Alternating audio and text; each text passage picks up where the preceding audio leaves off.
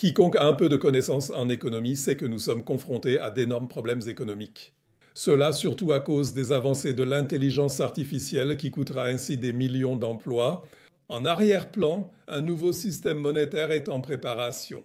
Pour dissimuler tout cela, ces marionnettes politiques sont mises sous pression afin qu'elles occupent les gens.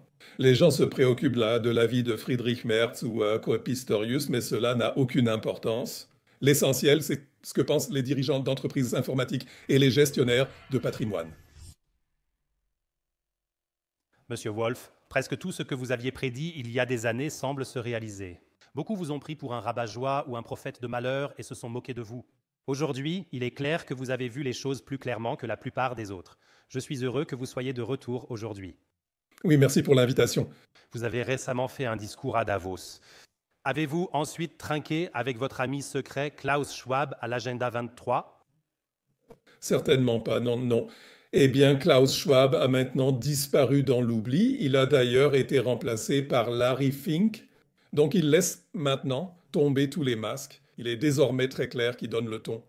Et je dois dire, beaucoup pensent que la réunion de Davos ou que le World Economic Forum est plus ou moins terminé. C'est exactement le contraire qui est vrai. Ils rassemblent leurs forces en coulisses et ils vont poursuivre la mission. Et ils vont continuer à travailler sur l'agenda avec toute leur énergie. Mais vous ne m'aurez pas à bord pour cela. Monsieur Wolf, je sais que vous n'appréciez pas beaucoup Donald Trump. Regardons simplement le sommet de l'Alaska. C'était un coup de génie que les politiciens européens sont incapables de réaliser. A-t-il ainsi gagné un peu de sympathie de votre part ? Non, pas du tout. Pour moi, c'était juste une autre diversion et il n'en est rien ressorti. Les combats continuent, la Russie a encore gagné du terrain, ils parlent de paix à tort et à travers. En même temps, le conflit au Proche-Orient ne cesse de s'envenimer. Donc Donald Trump doit évidemment aussi détourner l'attention, car Donald Trump a un énorme problème qui est à peine connu du public. Les États-Unis doivent être financés 6,4 billions de dettes d'ici la fin de l'année. Et Donald Trump dit toujours aux gens, nous devons baisser les taux d'intérêt. Si les taux d'intérêt baissent, les États-Unis pourront vendre moins d'obligations d'État. S'ils vendent encore moins qu'aujourd'hui, ils auront un gros problème, car il reste déjà très peu d'acheteurs pour les obligations d'État américaines. Donc les grands pays du monde, qui jusqu'à présent ont acheté massivement des obligations d'État américaines, comme la Chine, ils hésitent à le faire. Donc les grands investisseurs savent aussi que les États-Unis sont en difficulté. Donald Trump fait face à des problèmes insolubles, d'où sa nécessité de détourner l'attention. Et c'est pourquoi il met en scène des choses comme le sommet en Alaska. Ce qui est intéressant, c'est que M. Poutine joue le jeu. Que pensez-vous de la thèse selon laquelle les hommes politiques européens sabotent délibérément la paix pour détourner l'attention de leurs propres problèmes intérieurs ? Je veux dire, regardez autour de vous. Nous avons une crise économique, nous avons la migration, nous avons la désintégration de la société, la désintégration des systèmes éducatifs. Cette thèse a-t-elle un fondement ? Ils cherchent non seulement à détourner l'attention de leur incompétence, mais aussi à se soumettre à la puissance de l'industrie de l'armement. C'est l'industrie de l'armement qui domine plus ou moins le monde en ce moment. Et derrière l'industrie de l'armement se trouve le complexe digital et financier. Derrière cela se trouvent les grandes entreprises informatiques, puis les grands gestionnaires d'actifs. Ils cherchent à faire des profits, principalement grâce à l'armement actuellement. Et c'est pour cela que nous assistons à toute cette course à l'armement partout dans le monde. C'est pourquoi le débat sur le service militaire, probablement réintroduit en Allemagne, a lieu. Donc les politiciens jouent à 100% la partition de l'industrie de l'armement.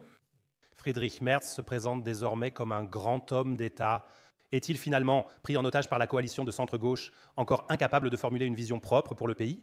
Ils sont incapables d'avoir une vision propre, n'étant que des marionnettes de l'ombre. Et les gens dans l'ombre, eux, veulent avant tout voir des rendements. En plus, ils veulent encore collecter plus de données sur les gens. Et en plus, ils sont en train de perfectionner une dictature numérique.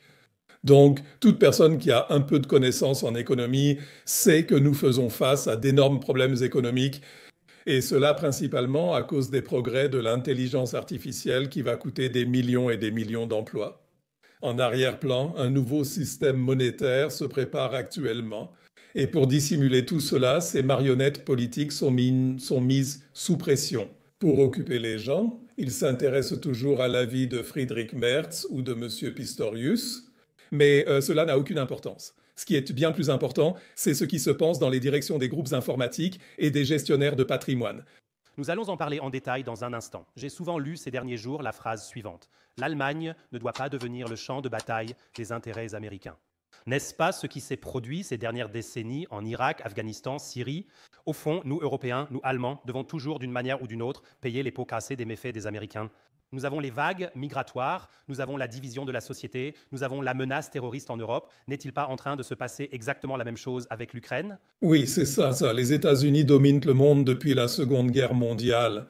À l'époque, ils sont devenus la première superpuissance mondiale et ont contrôlé le système financier mondial. À l'époque, ils étaient la plus grande puissance économique, la plus grande puissance militaire. Et ils le sont toujours aujourd'hui. Ils ont la plus puissante armée, la meilleure économie et dominent toujours le monde avec le dollar. Et l'Allemagne, après la Seconde Guerre mondiale, n'a été rien d'autre, plus ou moins, qu'une colonie des États-Unis, et cela reste vrai jusqu'à aujourd'hui. Mais d'autres pays dépendent aussi des États-Unis, comme la France, la Grande-Bretagne, l'Italie. Ils dépendent tous en grande partie des États-Unis, parce que le dollar, contrairement à ce qu'on dit, reste de loin la monnaie la plus forte au monde aujourd'hui. En Ukraine, ces dernières années, il ne s'est pas passé grand-chose pour moi qui ne suis pas expert militaire. Quelques gains territoriaux ont eu lieu, sans grande escalade ni armes nucléaires tactiques. On aurait aussi pu, par exemple, faire exploser une centrale nucléaire. Est-ce que maintenant les deux camps connaissent leur ligne rouge? Ou bien est-ce que nous bluffons tous à travers cette guerre? Non, dans cette guerre, beaucoup d'argent a été gagné, mais aussi de nombreuses armes détruites. Même s'il n'y a pas eu de grands gains territoriaux.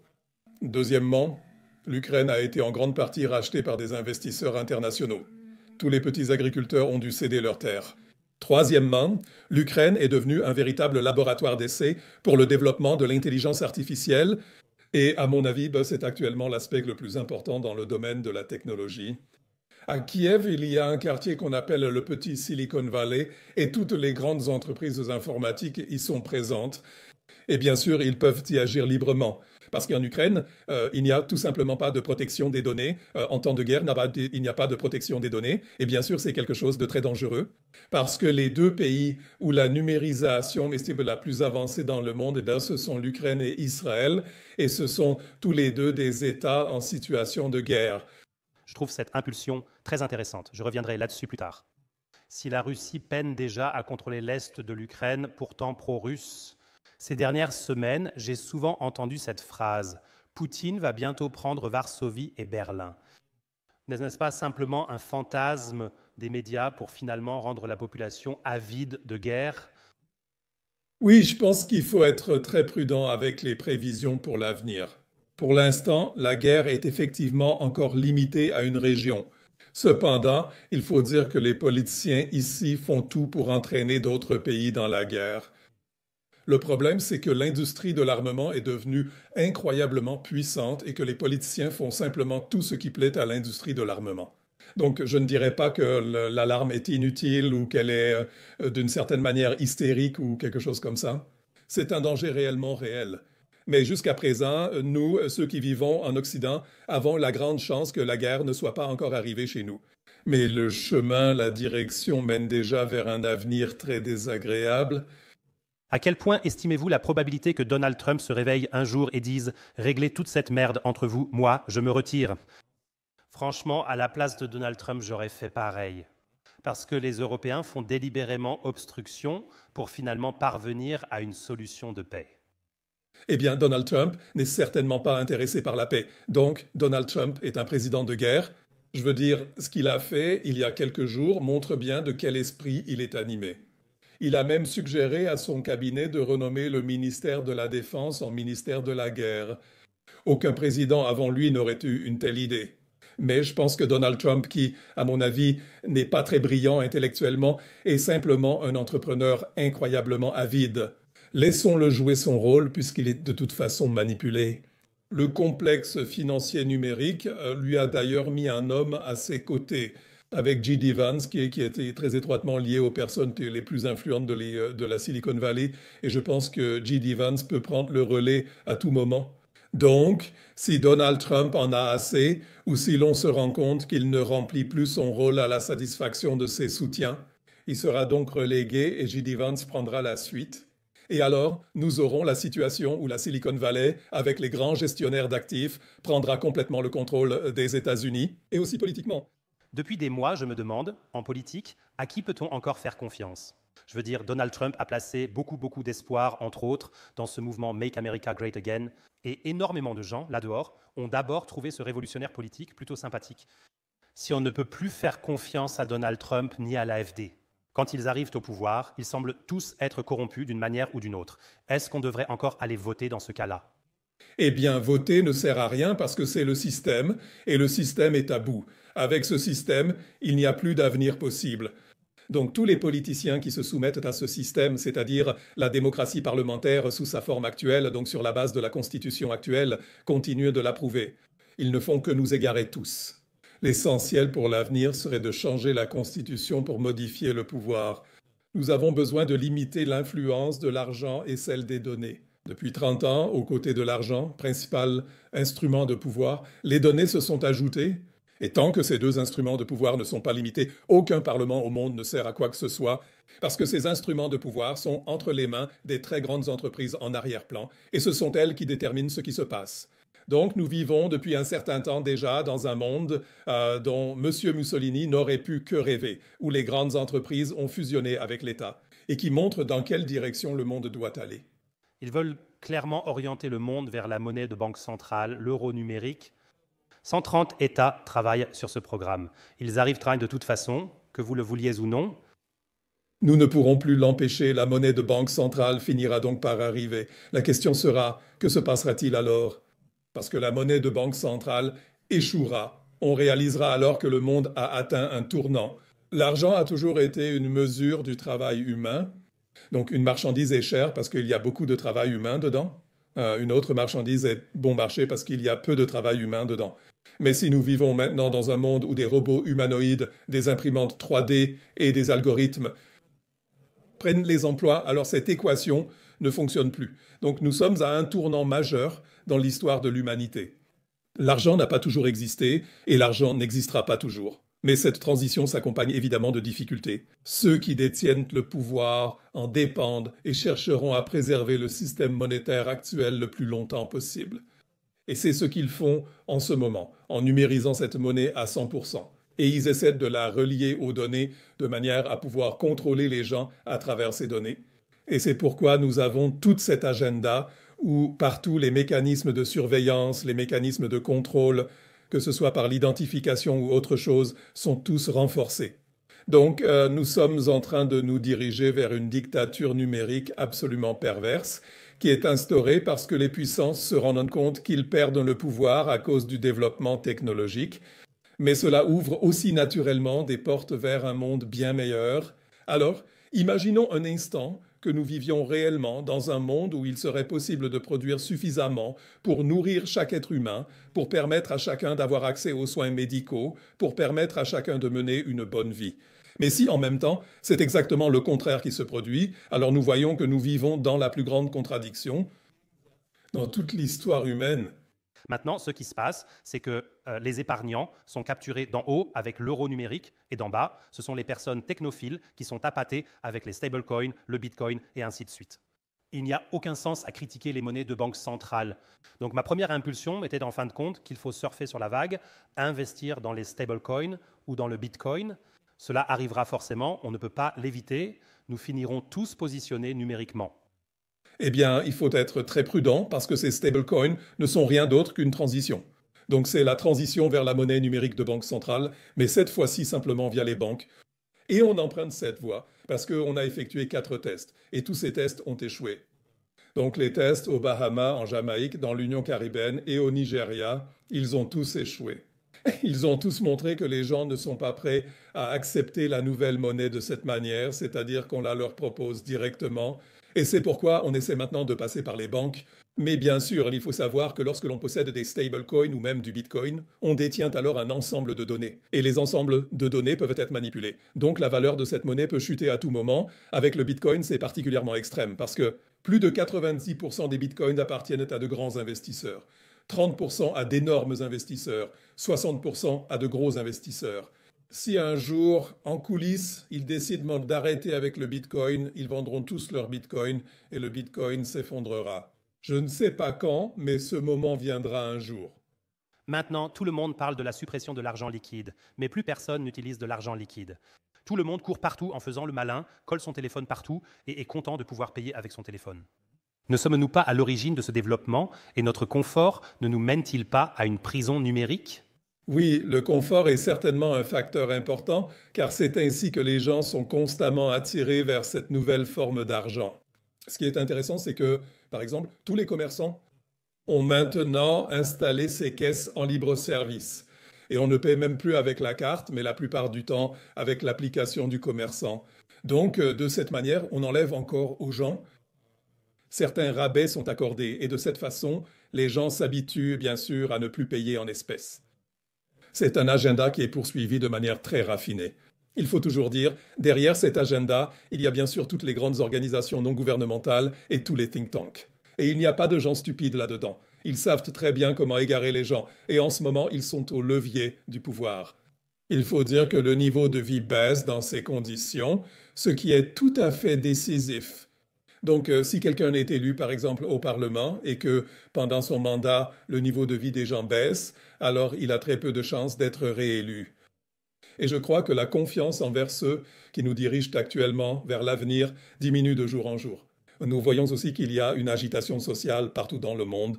Et cela est lié au fait que le niveau de vie, bien que la technologie fasse des progrès incroyables, le niveau de vie des gens baisse en même temps. Et pour moi, c'est cela qui est décisif pour l'avenir. Vous avez évoqué l'action de Palantir en Ukraine. J'ai lu que Palantir est aussi très actif à Gaza. Palantir pourrait-il finalement fournir aux forces de défense israéliennes des visages et coordonnées ensuite ciblés?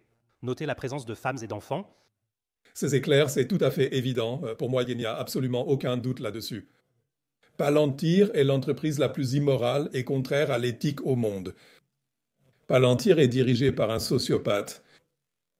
Alex Karp, selon moi, devrait être interné en psychiatrie. Il a déclaré « Donc, nous fournissons des données, nous aidons les gens à exercer leur pouvoir et nous aidons aussi parfois les gens à tuer d'autres personnes.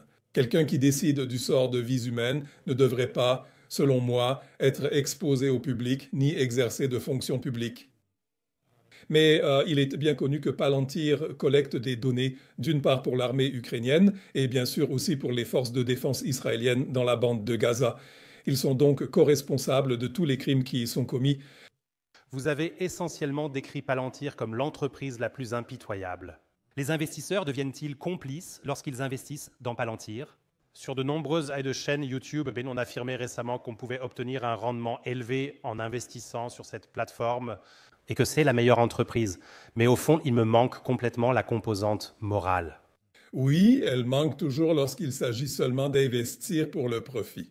Je veux dire, nous savons bien qu'en Allemagne, par exemple, l'entreprise la plus rentable de ces dernières années a été Rheinmetall. Et Rheinmetall construit des usines d'armement en Ukraine, donc en zone de guerre. Ils font des choses qui ne se sont même pas produites pendant les périodes les plus sombres de l'histoire allemande. À l'époque, personne n'a eu l'idée d'installer des usines d'armes allemandes quelque part en Russie ou en Ukraine. Donc c'est absolument, absolument immoral. Et toute personne qui investit dans ce genre de choses doit accepter qu'on lui reproche d'être complice de la mort de personnes là-bas et de l'assassinat d'innocents. J'ai lu un autre chiffre inquiétant ce week-end. Ce ne sont pas des chiffres du Hamas, ni complotistes, mais bien confirmés par le service de défense israélien. 83% des victimes à Gaza sont des civils, ce sont des femmes et des enfants. Plus de 100 000 personnes ont déjà été tuées là-bas, sans compter celles toujours sous les décombres, ou qui resteront handicapées à vie ici, ou seront encore assassinées bientôt. S'agit-il du pire génocide? Pourquoi la communauté internationale, notamment en Allemagne, reste-t-elle passive? Pourquoi aucun politique ne prend-il une position claire à l'extérieur? Il est clair que le gouvernement et les services secrets israéliens détiennent beaucoup de pouvoir en coulisses. Donc aux États-Unis, c'est relativement clair. Il y a l'organisation Comité d'action publique américano-israélien, c'est le Comité d'action publique américano-israélien. Ils ont énormément d'argent. Ils corrompent presque tous les politiciens, surtout du Parti démocrate, mais aussi beaucoup du Parti républicain. Ils influencent directement la politique financièrement là-bas. En Allemagne, on joue avec la soi-disant culpabilité héréditaire, parce que le régime nazi à l'époque a commis des atrocités contre les Juifs par millions. On suscite ainsi plus ou moins la culpabilité chez les gens. Mais ce qui est intéressant, c'est que l'argent israélien joue un grand rôle dans le monde.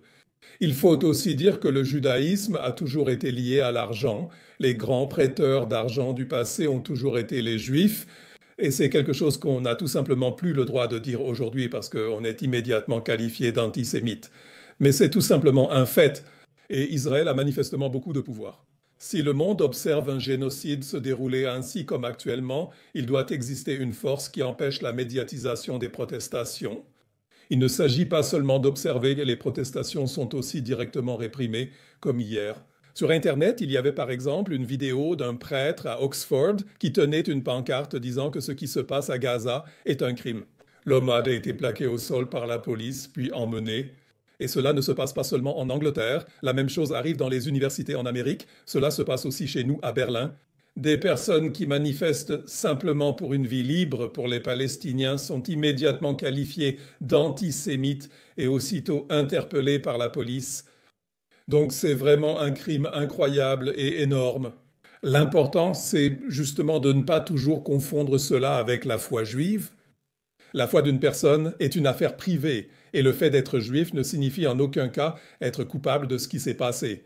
Cependant, les sionistes, c'est autre chose. Il faut vraiment faire la différence entre le sionisme et le judaïsme. Ce sont deux choses complètement différentes.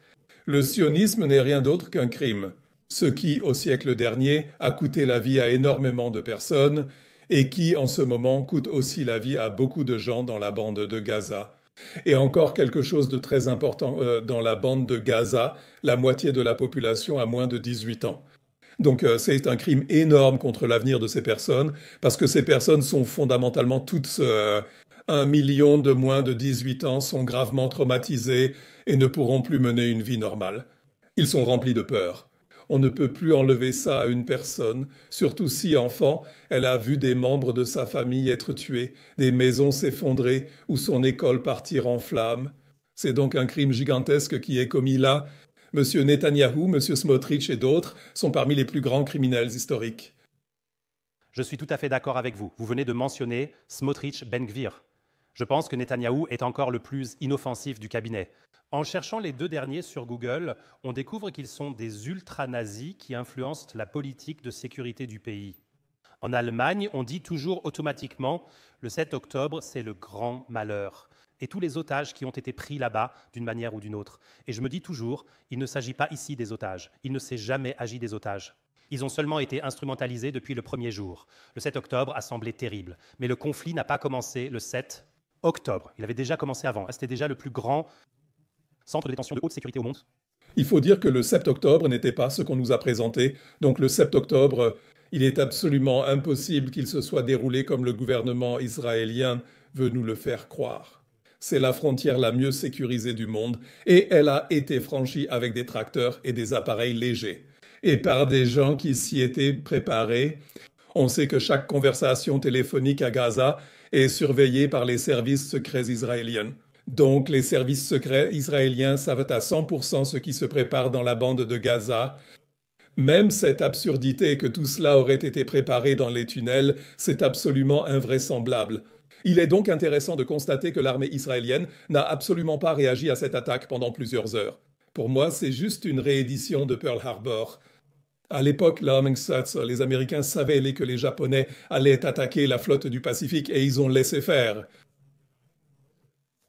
2 jeunes soldats ont été envoyés à une mort certaine, juste pour avoir un prétexte afin de participer ensuite à la Seconde Guerre mondiale. Et Israël avait besoin d'un prétexte pour tous les immenses crimes qu'ils ont commis là-bas depuis. Vous venez de décrire une opération classique sous fausse bannière. D'un autre côté, les Israéliens, aidés de leurs services secrets, peuvent cibler une bombe de précision au sud du Liban, en Iran ou ailleurs, jusqu'à assassiner un chef de la révolution. Et ensuite, ils prétendent ne pas savoir où se trouvent des centaines d'otages quelque part dans Gaza. Ça n'a aucun sens pour moi, surtout avec la frontière non sécurisée pendant de longues heures. J'ai aussi écouté à plusieurs reprises des interviews de Tsahal ces derniers mois. Ils affirmaient qu'un chat sautant de Gaza à Israël serait aussitôt localisé. Et c'était une action préparée pendant de nombreux mois. Pour moi, c'est vraiment très suspect. Tout à fait. Exactement. Et maintenant, la suite. Vous avez mentionné tout à l'heure le comité américano-israélien pour les affaires publiques. Le comité américano-israélien pour les affaires publiques était, jusqu'à il y a quelques mois, considéré comme une pure théorie du complot. On disait toujours, ça n'existe pas. Maintenant, il y a tous les réseaux sociaux qui ont apporté une toute nouvelle dynamique ces derniers mois, ces dernières années. Et ainsi, le monopole d'opinion des chaînes publiques s'est en quelque sorte érodé. Netanyahou veut maintenant restreindre les réseaux sociaux. Qu'en pensez-vous ? C'est la conséquence logique pour qui vit du mensonge. Il ne supporte pas que la vérité soit diffusée. En réalité, le comité américano-israélien pour les affaires publiques est devenu très puissant et le comité américano-israélien pour les affaires publiques corrompt ces personnes avec beaucoup d'argent. Donc cela ne m'étonne pas que M. Netanyahou doive recourir à ce moyen. Mais cela nous montre aussi dans quelle direction va le monde. Nous ne vivrons plus très longtemps avec les réseaux sociaux dans leur forme actuelle. Si la militarisation progresse et que le service militaire est instauré, certains canaux seront aussi fortement restreints. Je le remarque moi-même sur mes propres canaux en ce moment. Ma chaîne YouTube, par exemple, était fortement restreinte. Je constate que sur X, je suis très limité quand je partage certains contenus. Donc, nous n'en sommes pas loin. Monsieur Wolf, si vous parlez aujourd'hui de l'avenir avec vos petits-enfants, que leur conseilleriez-vous ? Comment rester fort et libre dans un monde de plus en plus contrôlé ? Le premier conseil que je vous donnerai, c'est de vous informer du mieux possible. Pour chaque information reçue, demandez-vous toujours de qui provient-elle et quels sont les intérêts de cette personne à me donner cette information. L'essentiel, nous sommes submergés d'informations, mais souvent désorientés, car nous peinons à bien les classer. Se demander qui fournit cette information et quels sont ses intérêts. Alors on a de grandes chances de pouvoir classer cela de manière raisonnable et ainsi d'obtenir une image à peu près réaliste du présent. C'est mon premier conseil pour vous. Le deuxième serait de se rapprocher d'autant de voix critiques que possible, parce qu'en ces temps, il est très difficile de traverser la vie tout seul en tant que combattant solitaire. Donc discuter autant que possible avec d'autres, mettre tous les problèmes difficiles sur la table et en parler, ce seraient là les conseils les plus importants. Pour mes petits-enfants, actuellement, bien sûr, il faut rester prudent si cela persiste.